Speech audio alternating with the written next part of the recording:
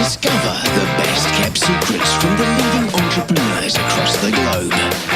Learn from the greatest minds in business with the MyCoda podcast. Here's your host, Sam Payne. Hello and welcome to the MyCoda podcast. My name is Sam and I'm excited to be bringing you the 16th show that we have recorded so far. Now, when I listen to other people's podcasts, I'm a massive fan of like Entrepreneur on Fire, Smart Passive Income, Freedom Fastlane. And these guys, Entrepreneur on Fire, I think, has done over 1,300 episodes now, which is just insane. So for us to say the 16th one doesn't sound that big a deal, but it's just incredible that, time's flown by. We've had so much fun doing this podcast, and I cannot believe we're at the 16th show already. And the fact that you guys keep tuning in week after week to spend some time with us, to learn and to grow, is just incredible. And I've had some incredible feedback from people about this show, and I'm just so excited and humbled more than anything, actually, that people are saying the things they're saying online. It's just such a nice feeling to know that people are getting real value from the content we're putting out here. So today is no exception to that. I'm interviewing someone who has created software that I love and use on a daily basis. Today we're interviewing Roeder of Edgar, and it's now called Meet Edgar.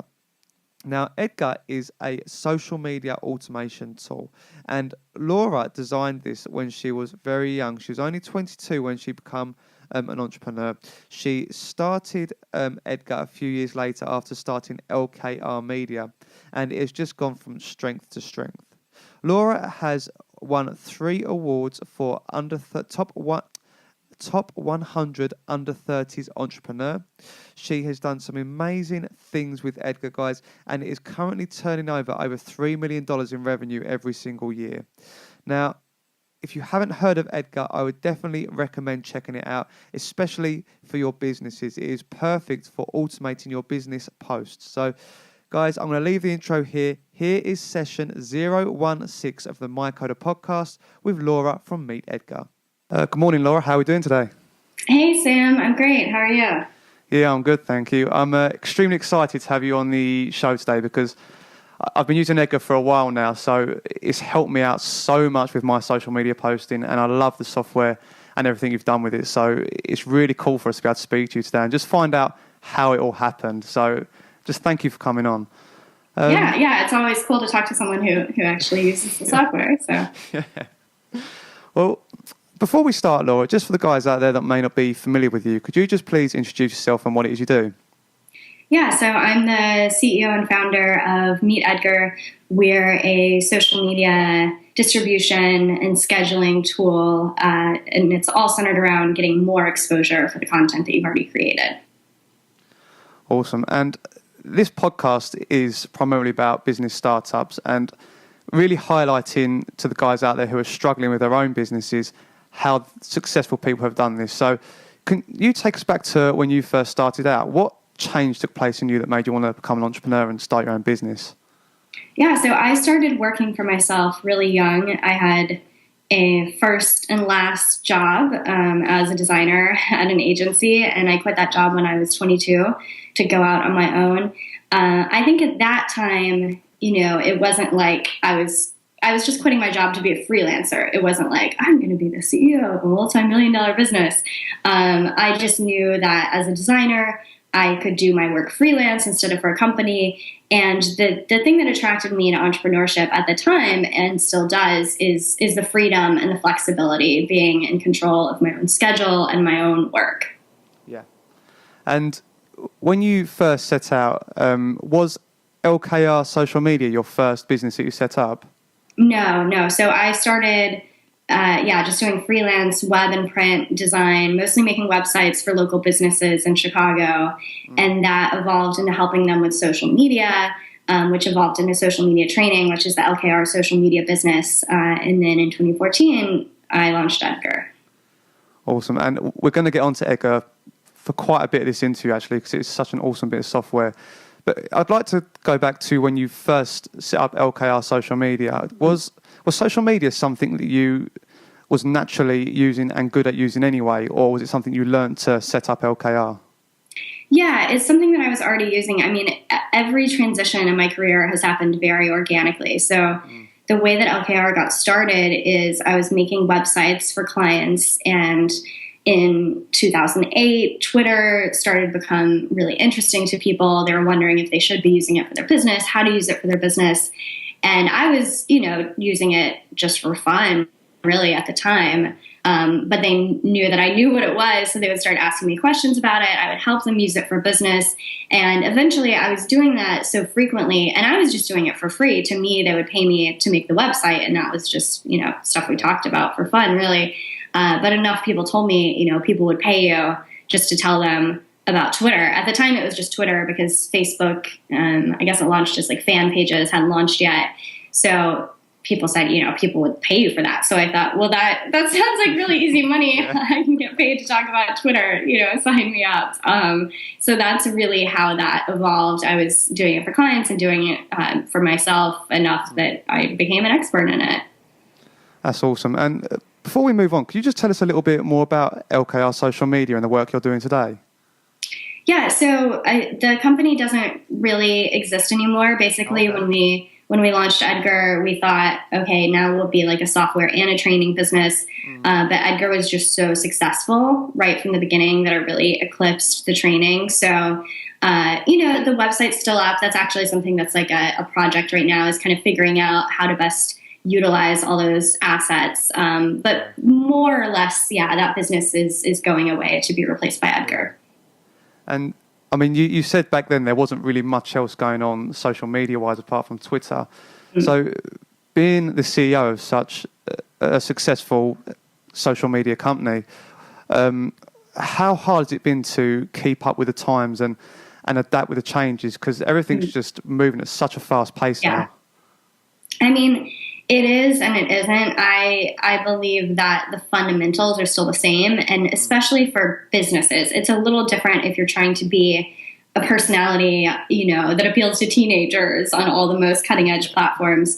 For a small business that's doing marketing on social, you still don't need to be on Snapchat. You don't need to be on Instagram. You can. Those are both valid channels, but Twitter and LinkedIn are still the meat of it. Sorry, I said LinkedIn, but I meant Facebook, although LinkedIn is out there as well. Twitter and Facebook. I mean, Facebook still has just the huge user base. People are extremely active on Facebook.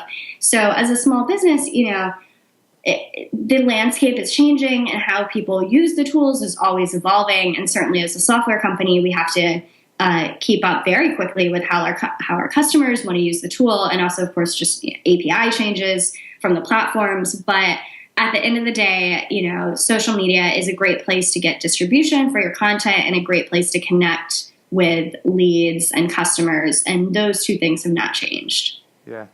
And with the work you're doing with, probably not so much now, I suppose, but what sort of trends are you seeing with the startups at the minute? What are the things that people are really struggling to grasp with utilizing social media for their business? I mean, I think the big struggle now is just the volume.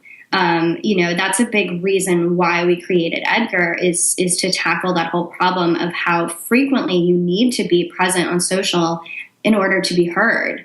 It used to be that maybe you could just like post once a day, or maybe some people would see it. It's just, no one's going to see your message anymore.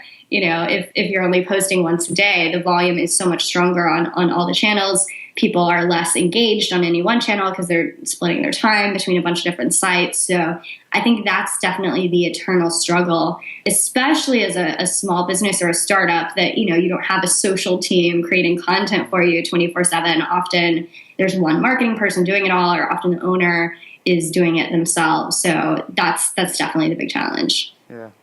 And I mean, let's talk about Edgar now, because like I said at the start, I love this tool. It's helped me so much through, especially when I was first starting out. It enabled me to post consistently without actually being at my computer, which for me was a godsend. And one of the great features which I loved was the fact that it kept all my content as well. I've used other ones as well. I won't really mention one here, but they weren't as good in that respect. But right. I mean, let's take it back to the start. What was your main motive for starting Edgar? Yeah, so in doing social media for my own business, I developed this methodology of recycling content, repurposing content, because the way that most people do social is they create new content, meaning status updates, 2 to 10 times a day, every single day for the rest of their lives, which is, anyone who's done it knows how crazy and unsustainable it is. And as a small business owner, you just don't have time for it. People will do it for like a week or a month and then they'll get burnt out and not post for a few months. I mean, I've seen it a million times. So to avoid this, I developed a system of storing all my content in a database so that I could cycle through it over and over again. Obviously, this is not all of your content. You're not going to be like hanging out at the pool right now and then just post that random times throughout the year. I'm not talking about that. But most of the content people post on social is actually evergreen, meaning it's still good, it's still valuable months later. Things like, tips and tricks from you, inspirational quotes, links back to your old blog posts is a really big one. So I created this big spreadsheet with all of the different types of content divided into categories. I would cycle through those categories. And then I developed a training program teaching other small businesses how to do this so they could really optimize their time. The problem was there was still an incredible amount of grunt work involved in moving the updates from the spreadsheet to being live on social, because you had to copy and paste every update into a tool. And like you said, they didn't store the updates, which always just seems so crazy to me. I mean, most of them still don't. I'm like, why am I doing all this work? And then it's like loading a blog post into WordPress and then it just like disappears a week later. So that's a good way to look at it. Yeah. Right. It seemed really odd to me. So there was so much grunt work involved, so much copying and pasting. Images are a nightmare if you're trying to store things in a spreadsheet. So basically, I was complaining about this to my husband, who's a Ruby on Rails developer, and he said, well, I could build a tool that does all those things. And I just had always assumed that there was some reason that the tools weren't doing it. I thought it's such an obvious idea, at the very least, just to store all your content in an organized library. It's such an obvious idea, not being a developer myself. I just thought like, it must be impossible, that must be the reason that they haven't done it. Excuse me. Let me mute and cough. Yeah. So talking to my husband, Chris, obviously I realized that, it was very possible. And he said, well, I can do it. He had been a freelance Ruby on Rails developer. He was in between projects. So it's not like he had to quit a job in order to start this. So I just said, great. And we decided to go for it as a business. I had always wanted to do a software business, a SaaS business, but I had just never had that idea that I felt was strong enough until this came along. So yeah, that's how Edgar was created. Edgar is beautifully simple in how you operate it, but like with anything that's simple, it's very rarely that simple to create. Mm. So how hard is it for you guys to actually build Edgar to the point where it's so simple and easy for the user to use? Well, thank you. Thank you, first of all, and our development team thanks you. That's a big compliment. I mean, we are extremely focused on what we do well. So a lot of other social tools are very focused on being kind of kitchen sink style social tools, where it's like you can track influencers who are talking about you, and you can do customer service, and you can do Snapchat stories and everything you kind of want to do on social. The problem that I found as a customer of those tools is it was the classic, like they do a little bit of everything, but nothing perfectly, and still I wasn't able to automate my whole workflow the way that, obviously our business uses Edgar, the way that we do with Edgar now. So we are very focused as a product. What we do really well at the end of the day is get more exposure and get more traffic for your content, which happens really simply. I mean, it's funny, almost everyone who signs up for Edgar and starts using it is like, oh my God, my traffic from social, just skyrocketed. They're like, it doubled, it quadrupled. And I'm like, well, I know why. It's because you're posting 4 times the links that you're used to. Like when it was just up to you having to log in and remember to do it, whether you're doing it natively or a tool or whatever, you just can't be as organized, especially with your older posts. There was just never a good way before Edgar to make sure that you were consistently sending traffic back to all the great content you've created over the years. So of course your traffic goes way up. So that's what we do really well. I think that's kind of our big promise for our customers is you will see a big increase in your traffic from social. In addition, most people do see also an increase in their followers and on the other good social stuff, but we've just kept very focused on our feature development and does this feature solve that problem? So some features, like we've been improving RSS because RSS is great for solving that problem, right? It makes pulling in your content automatic. But there's a lot of features that we have decided not to develop, which can be a challenge. Instagram, our customers are asking for Instagram big time, but Instagram does not allow automated posting.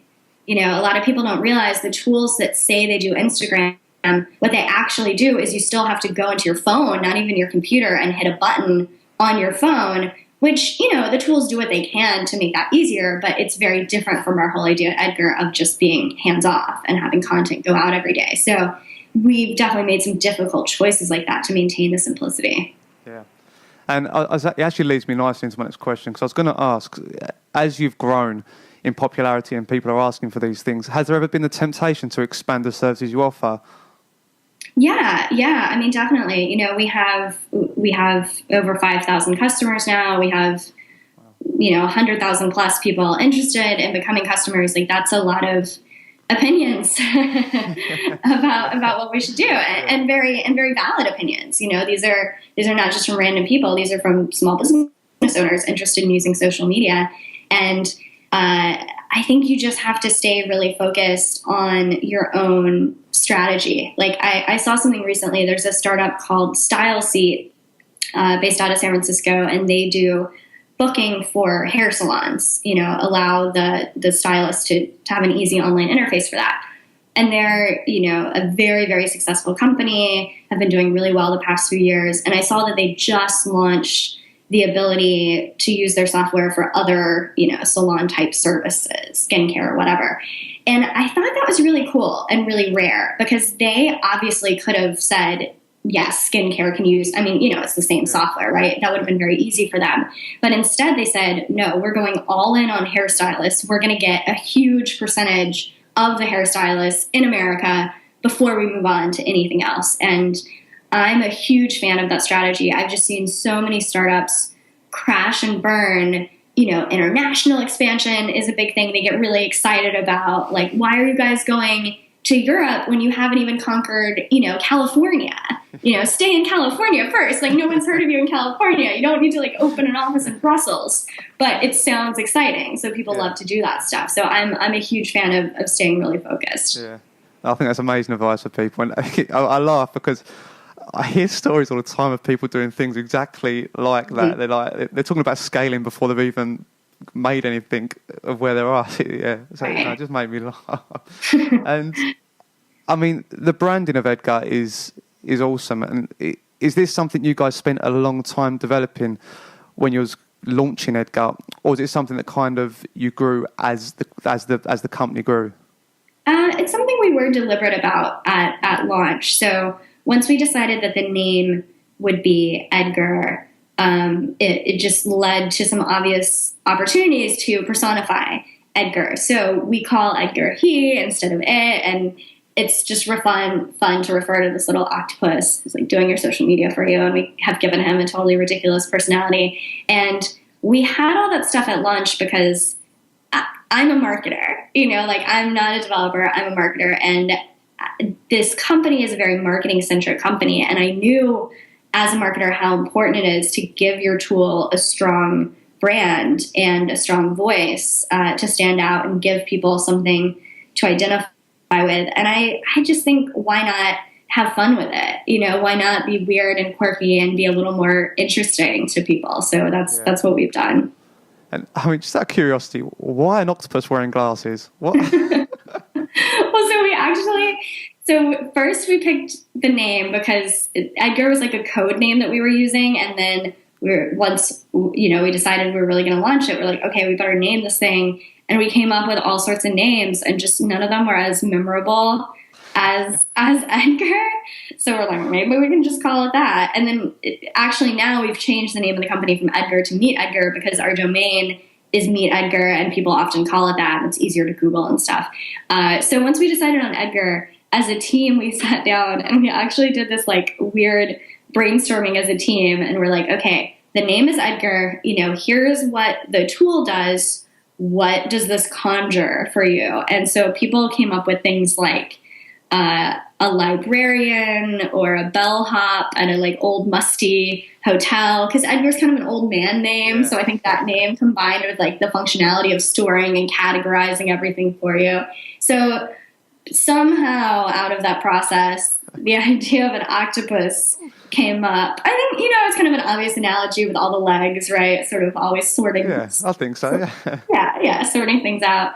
And then our designer made Edgar into the little icon, I guess with glasses, because like he's a little bit nerdy,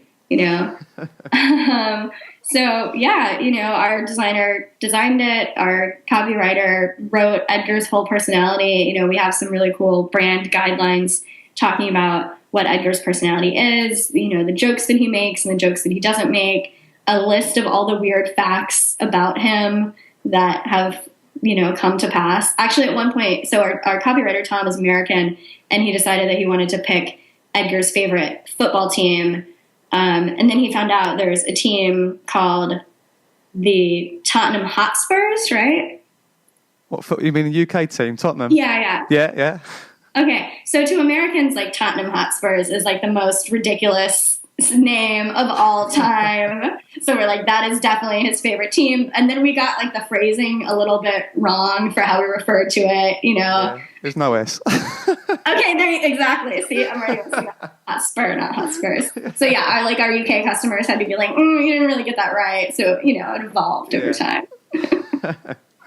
And I think it's awesome that you've created this character with this whole backstory, but that's completely, it kind of, some people might argue, is irrelevant for actually the product itself. And some people might argue that investing that much time in that is a bit of a waste of time when you're launching a product. So, what was the benefits of investing that time in creating Edgar and this whole persona around him, and how has it sort of helped you with marketability and being recognized?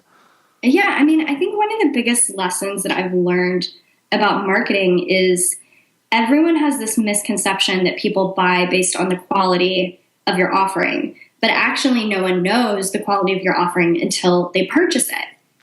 Once you've paid for Edgar, you know how great and how useful it is. But before you've paid, like you don't know. Like you read reviews, you read what we say, you hope that he'll be useful for you, but you don't actually know. And it's like that in everything. There are some exceptions where you get some sort of trial before you buy. But even then, even with a software trial, using it for 2 weeks is not the same as using it for months and it, really becoming an integrated part of your workflow. So because people don't have the experience of the quality of the product, that's what makes them stick. That's what makes them stay. But it's not what makes them buy initially. What makes them buy initially is the impression that they've been given from the company's marketing, from what other people are saying about the product. So having a unique personality that's memorable. When people are researching social media tools, they all kind of look the same, and that's been a big challenge for us because Edgar is genuinely fundamentally different than what other tools do. No other tools store a categorized library that goes out automatically over and over again. We do something very different, but that can be hard to communicate. A lot of people look at our tool and they're like, oh, you're just like this one, you're just like that one. So having the personality is just when they're doing that initial scan through, you think as the product owner, oh, of course they'll see that mine is so different, but they really don't. I would love if they would just know how different we are, but they often don't. But often they do remember Edgar and remember the octopus. Yeah. Well, that's true. My friend actually put me onto Edgar, and when I put it in, it was Meet Edgar, and I was like, oh, okay. I thought I was in the wrong place at first. I was like, this can't be it. And how successful was the launch of Edgar? We've grown very evenly over time. So it's not like we had this insanely huge launch. Obviously, as we've mentioned, I was running the social media business before, LKR Social Media. So I had been doing that for 5 years. I had already built up a big list of business owners interested in social media. So we're bootstrapped, but it's not really fair to compare us to a bootstrap from zero product. We had team, we had list when we launched. So, we had a few hundred people within the first, 2 months. It's just been like very even growth month by month from there. I loved your sign-up system, and actually you're the only people I've really seen do this, and it really stuck out to me to the point where I made a note of it and spoke to my friend about it as well, was the fact that you have to ask for an invite to come on and join Edgar. What made you guys go down this route and set this sign-up process up? So I initially got that idea because request an invitation is something that's often used pre-launch. And by the way, I would say that's the only downside is a lot of people think we're still in beta. We're like, no, we're not. So I noticed that when a company would come out pre-launch, have that landing page, request an invitation, I'm always just noticing my own behavior as a consumer. And I signed up for every one of those. Like any software product that looked kind of mildly interesting, I would always sign up for the, get an invite pre-launch thing. And I thought about why I did that. And I think it's because it's a really easy way to kind of bookmark for yourself that you're interested in something with a very low commitment. So what most software products do, what almost every SaaS does, is their call to action on the homepage is a free trial. And the problem with a free trial is that it's a huge ask from the user, from your prospect. Because it takes a lot of time to set up a trial, and especially the nature of our software, there's some setup time involved. We're not a product where you just get the value in the first second. You have to set up your library first. So the problem with a trial for us is that if you're in that trial mode, you're in that kind of poking around mode, you're not going to spend an hour loading up a library of content, and you don't really get the value from Edgar until you do spend an hour loading up your library of content. So a trial, like they're going to look at it, they might not get exactly what it does. They're not going to see the value. So that's why we decided not to do a trial, and we have tested it, and it just doesn't work as well for us. Request an invitation is just a really easy way for any prospect to be like, this looks sort of interesting. Maybe I'll have time to check it out later. Maybe I'll research it more. I'm going to put in my email so the company can remind me that they exist and what they do. And it's worked very well for us. No, that's awesome. And I'm interested to know as well, because a lot of people struggle with this when they're setting up their own products or services, is the pricing strategy. Now, how did you guys come up with this, and has it changed since you launched, or has it just been consistent throughout? It's about to change, actually. We're raising our price later this year, but we haven't raised prices so far. So, pricing is really tricky. So we launched at $49 a month, which is what we're still at. And like I said, it'll be raised later this year. And basically a big part of our pricing strategy was to let people know that we're a business tool. So a lot of our competitors have a free plan or have a very cheap, $10 a month plan. And that just wasn't the audience that we were interested in going after. As a business, you always have this choice where I can get one customer for $50, or I can get 5 customers for $10, or I can get a half a customer for $100. Those are just all different ways that the economics work out. And it's much more expensive for a business to support 5 customers than it is 1 customer.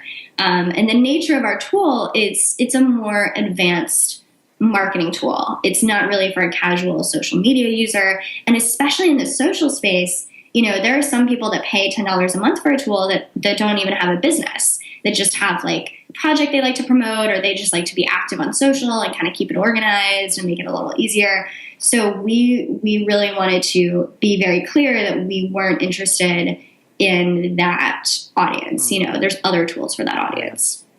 And is that one of the reasons you guys decided to utilize LinkedIn as one of your social media platforms you can automate to?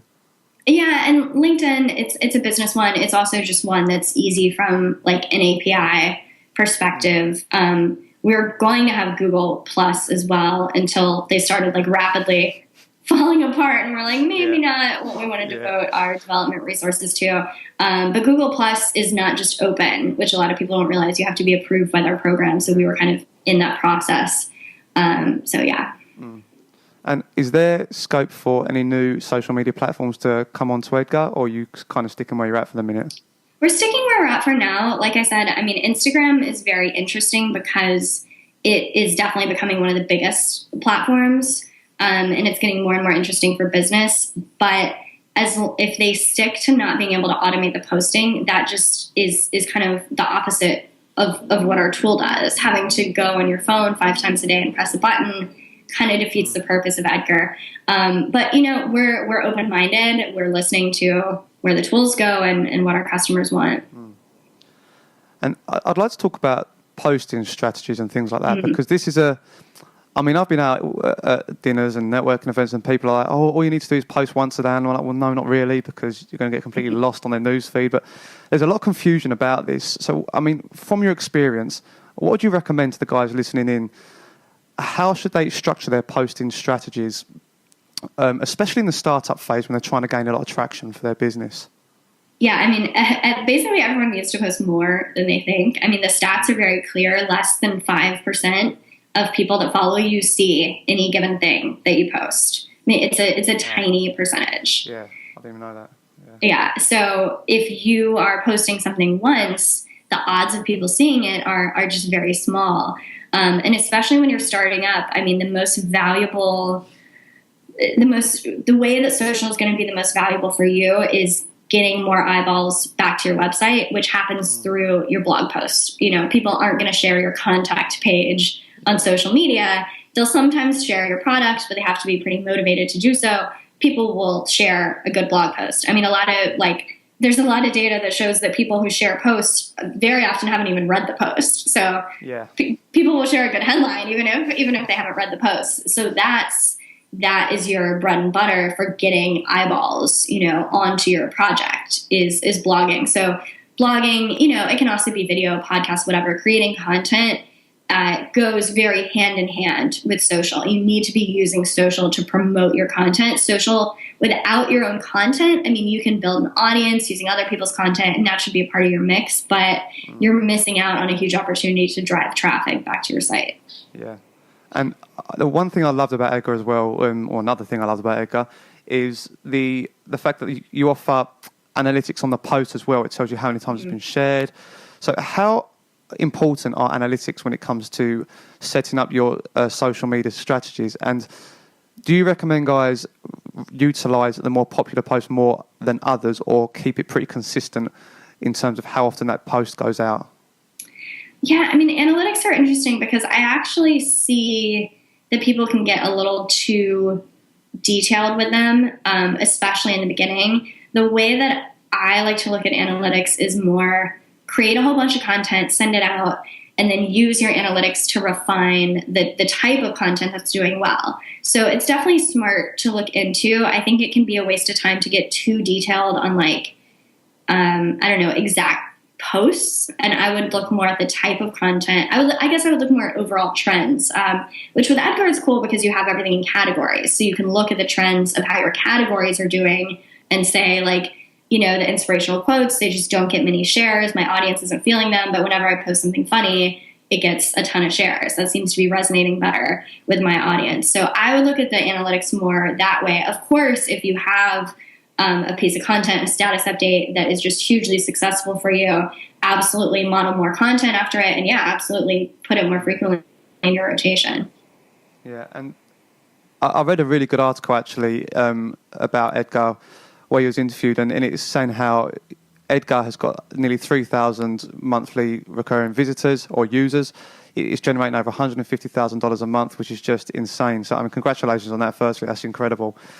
And, I mean, has your growth been consistent since that point? And a question I'd love to ask is, was it always obvious to you that Edgar was going to be a success now you're in this position where you're doing so well? Yeah. We've grown a lot since then. We're now at 3.2 million annual recurring revenue and over 5,000 users. And was it? Yes, it was obvious because it felt like something people wanted from the beginning. And I actually am a huge believer in that. I think a lot of people spend a lot of time spinning their wheels and just can't admit that it's just not working. I mean, Yeah. and there's nothing wrong with that. I mean, that's a part of the process. Before we launched Edgar, my husband and I were working on one piece of software in particular that never launched. Like, he started working on the development. The more people we talked to, we realized it was one of those things that was like good idea in theory, but no one really wants to buy it. And there's going to be a lot of ideas and a lot of projects like that. In my experience with business, when something goes well, it feels like it's going well. And that doesn't mean that you immediately have millions of users, but it means that it's like, because people either are going to get the concept or they don't. Something like Edgar, we didn't know if people would be interested in repeating their content. Like, maybe we could have launched it and it was like, people don't really want to do that. But if people are interested in repeating their content, then like more people are going to be interested in repeating their content. And I see a lot of startup, it's like the classic pivot, right? Where people have some sort of idea and they keep trying to change the idea. But I think very often, instead of like tweaking it, you just need to scrap the whole thing. People will be like, oh, well, we decided that we're going to do a project management tool, but like people didn't like this one, so we're going to use like folders instead of layers. But it's like, well, it wasn't about the folders instead of the layers. You just didn't really have a core concept that compelled anyone to buy what you're offering. So I always think, I had a friend that called it either going upstream or going downstream. And when something's downstream, it just like, it feels like you're just floating along. Like, you still have to paddle, you still have to direct. It's not like it's always easy. But then there are projects that are like upstream, where like right from the beginning, everything is going wrong. Like, everything's falling apart. The relationships are all going badly. And you're like, this thing is just cursed. I'm like, it is cursed. Give it up. Do something else. That's such a good, I've felt that upstream before. It is horrendous. Yeah. Okay, well, we're coming to the end of our time now, so we'll wrap it up with a couple more questions. One thing I was curious to ask you, actually, as a CEO of a social media automation tool, do you feel there's ever a time where posts shouldn't be automated?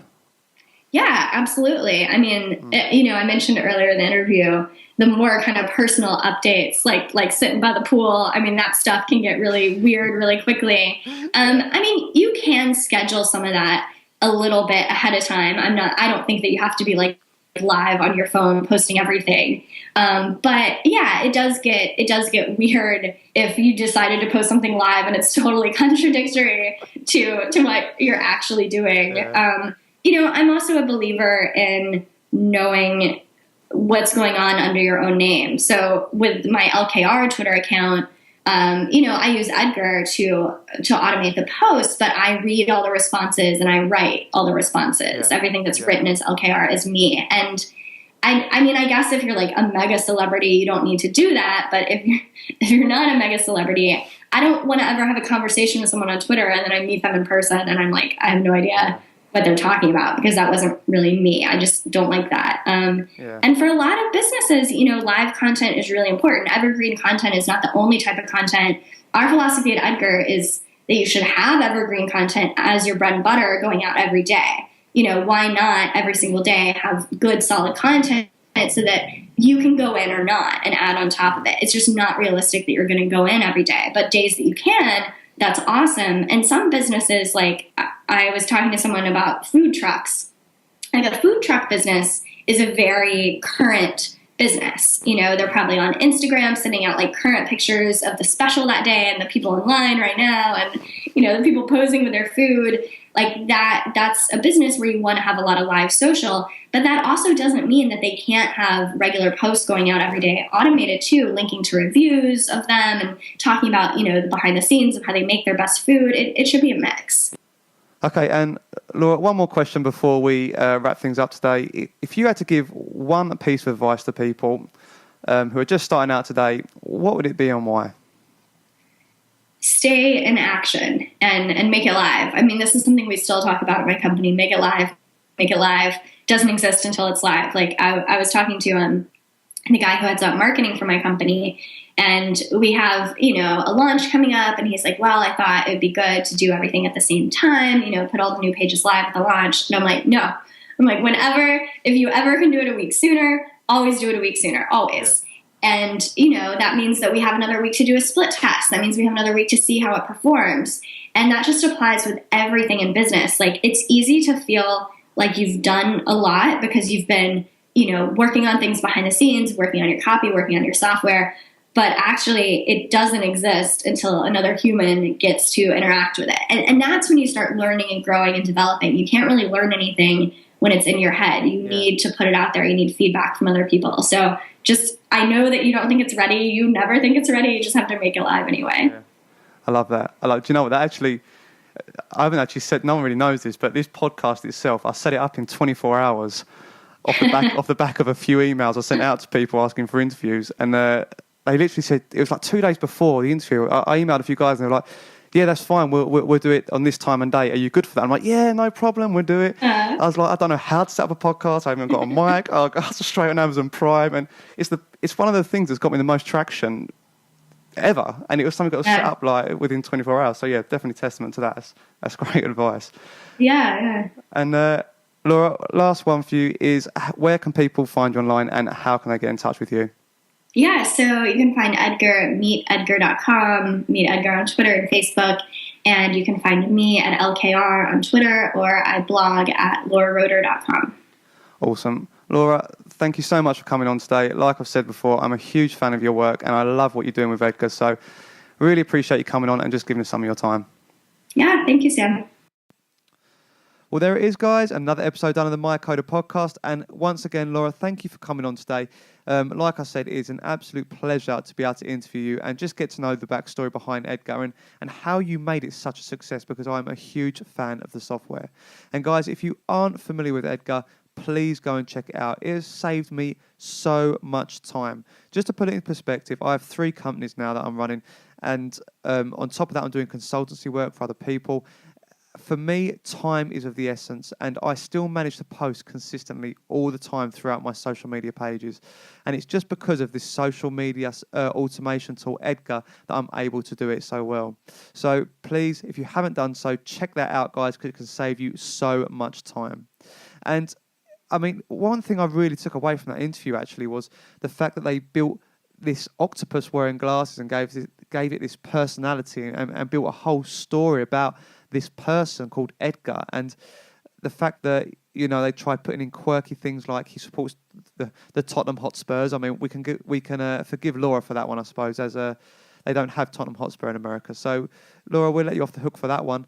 But yeah, and guys, like I say, a lot of people would have seen that as a waste of time, but that's actually something that's really made Edgar stand out, and it's something that, come to think about it, really drew me into it because it was just different to any other software I've seen. It had a personality.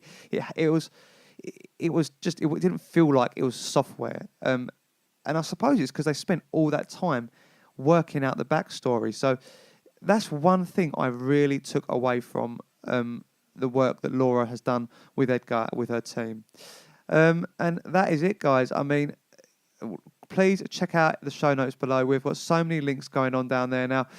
One is to Edgar to check out what they've got going on over there. 2, please check out the podcast on iTunes and subscribe, rate and review to the show. Subscribe, rate and review. That would really do us so many favours, guys. We cannot explain how thankful we are of your support so far. And guys, like I've said before, if you are enjoying this show, please share the love. Get it amongst your communities, your networks. Get people tuning in, because we are here to deliver value. And that's exactly what we've managed to do so far. And that's not just me blowing my own trumpet. That's me listening to what people are saying. And it is just so humbling that people are really getting a lot of value from this and being able to make changes in their lives and their businesses, which are helping them progress. So I'm going to stop going on now, guys. This has been an absolute pleasure. Thank you, Laura, for coming on. Thank you for listening in to everyone who tuned in today. I hope you have an amazing week, and we will see you next time on the MyCoda podcast.